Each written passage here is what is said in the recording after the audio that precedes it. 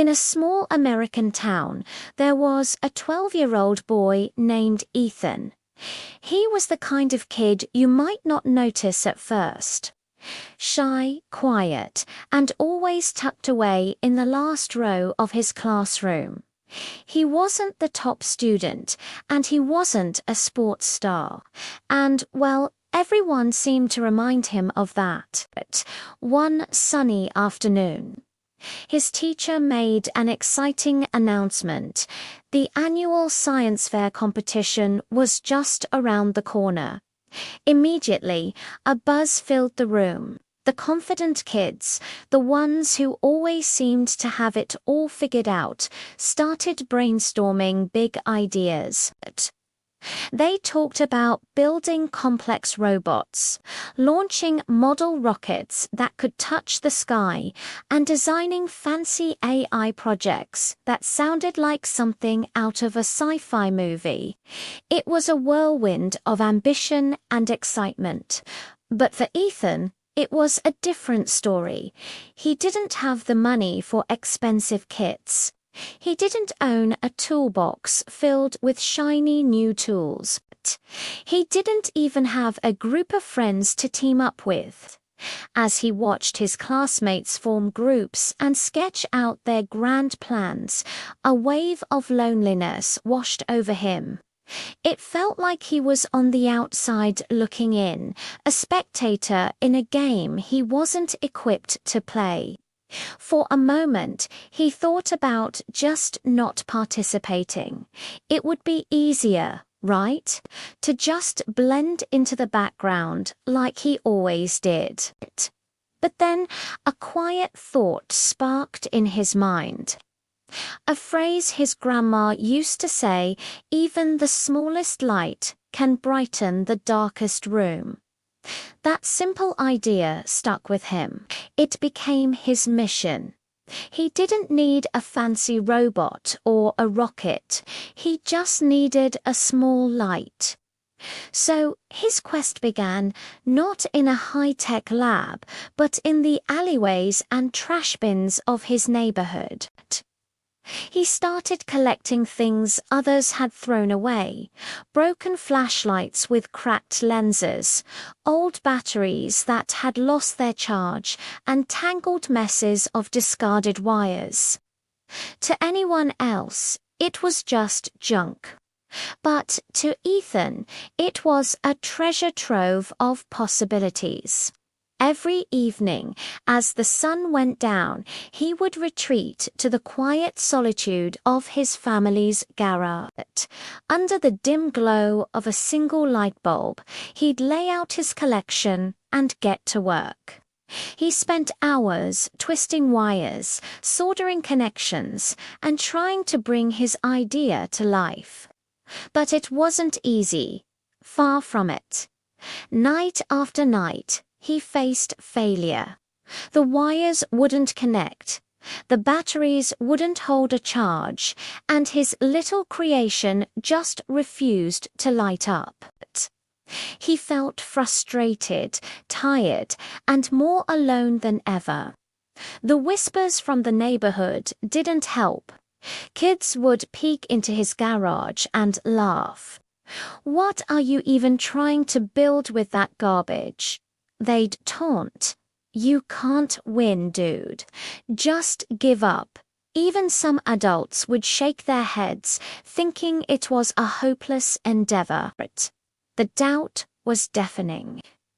But Ethan remembered his grandma's words. He held onto that flicker of belief. He refused to let their words extinguish his small light. So he kept trying. He read old science books from the library, watched instructional videos online, and learned from every single mistake. Slowly, painstakingly, something began to take shape.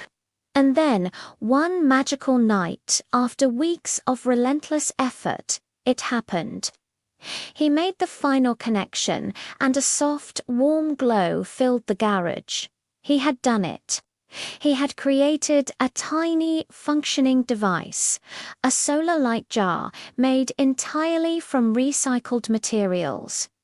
It wasn't fancy, it wasn't perfect, but it worked. It captured the sunlight and turned it into a beacon of hope in the darkness. The day of the science fair arrived. The school gymnasium was buzzing with energy, filled with impressive, towering projects. There were giant worry robots, sleek model rockets, and screens flashing with complex code. And then there was Ethan's table. In the middle of it all sat his small, humble jar, glowing softly. It looked so tiny, so simple next to the colossal creations surrounding it.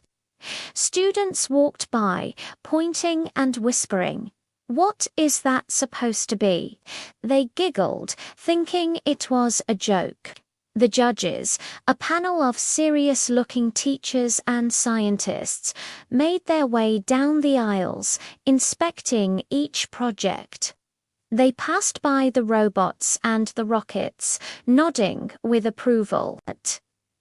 Then they arrived at Ethan's table. They stopped, and they paused. One of the judges leaned in, a curious look on his face. "Son, what do you have here?" he asked. Ethan took a deep breath. His voice, usually so quiet, was clear and steady. "This is a solar light jar," he began. "Many families in remote places, even here in our country, still live without electricity. This jar stores sunlight during the day, and it gives light all night. It costs almost nothing to make. If every kid in this room built just one, we could light up thousands of homes." A profound silence fell over the gymnasium. The whispers stopped, the giggles faded, and then one person started clapping. Then another, and another. Soon the entire room erupted in thunderous applause. Ethan didn't just win the competition that day, he won the hearts of everyone present. Weeks later, his story was featured in the local news. Reporters came to his house, and his little solar light jar was shown on TV. People from all over town started calling him the boy who carried the light. Through it all, Ethan learned something incredibly powerful. It doesn't matter how small you start. It doesn't matter what other people say. Your real strength isn't in what you have, but in what you believe. And sometimes the most world-changing ideas don't come from the biggest or the loudest voices, but from a quiet determination to create even a small light in the dark. Thank you for watching. If this story inspired you, please like, share, and subscribe for more.